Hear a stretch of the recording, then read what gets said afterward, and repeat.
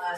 喝多久嘞？3个多我月了。来待8天了。5月20号的时候就查了一次支原体，就是支原体、医院里都有，2个都有，然后就医生就开那个阿奇吃了4个疗程，就是吃3天隔4天噻，但是还是有点隔，后面又感染了一次甲流，有2个都有。治甲流的时候还也开了一点那个阿奇美斯，又吃了两个疗程，就咳嗽就是一直还适当的时候是有，然后自己给他吃了一些那个小儿肺热合成颗粒就前几天的还吃了，又连着吃了3、4天都没什么用。对，晚上开始白天咳。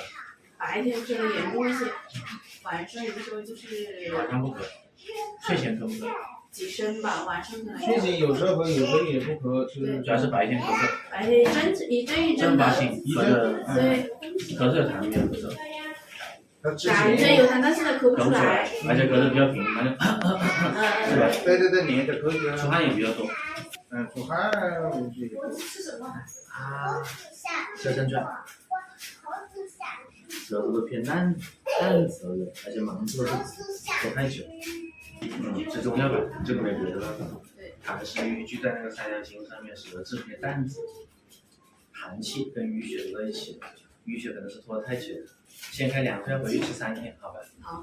然后吃完之后感觉如果不怎么咳了之后，穿检查外调肠胃。